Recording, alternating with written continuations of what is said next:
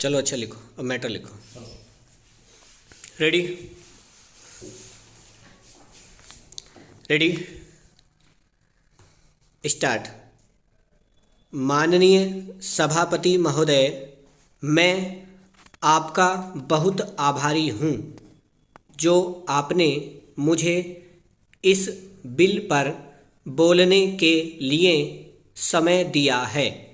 यह जो बिल सहकारिता समिति को एक समिति में भेजने का निश्चय किया गया है, जिस पर कल से बहस हो रही है, उस पर मैं आपके आदेश से कुछ कहना चाहता हूँ।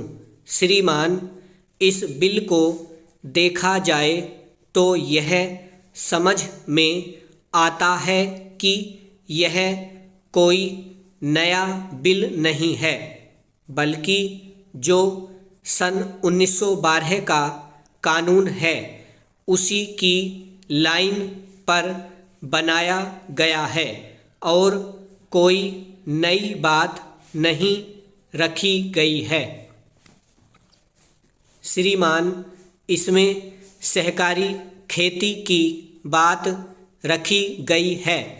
अगर यह कहा जाए कि यह कोई नई बात नहीं है तो गलत नहीं होगा।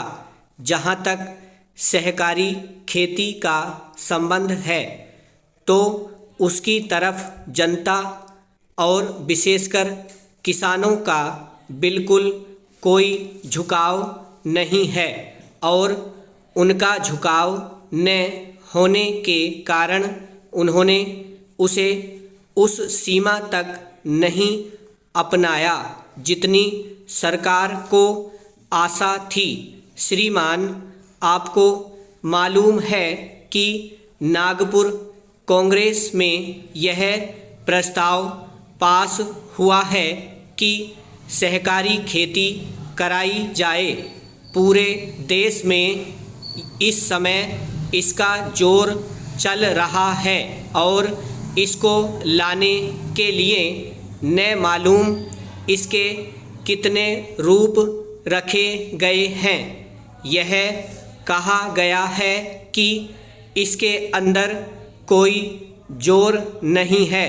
अभी एक माननीय सदस्य कह रहे थे कि राजनीतिक पार्टी के लोग यहाँ पर सहकारिता के संबंध में कुछ कहते हैं और बाहर किसानों से कुछ और ही कहते हैं।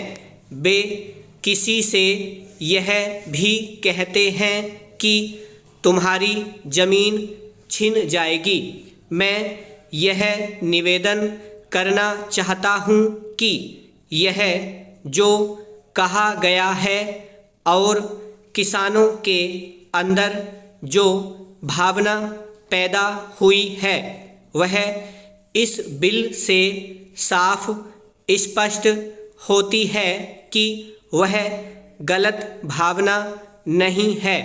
मैं यह जानता हूँ कि जब किसान पार्टी का जोर बढ़ा और किसानों की आवाज़ ऊंची हुई तो सरकार ने और हमारे नेताओं ने यह कहना शुरू कर दिया कि हम सहकारी खेती को किसानों के ऊपर लादना नहीं चाहते, बल्कि यह तो किसानों की इच्छा पर है।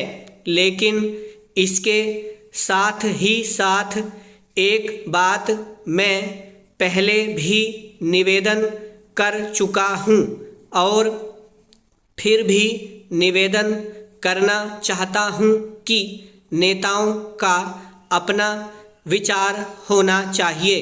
किसी सभा में जब यह कहा गया कि यह जो सहकारी खेती शुरू की गई है यह तो अंत में सामूहिक खेती की तरफ ले जाएगी, विराम।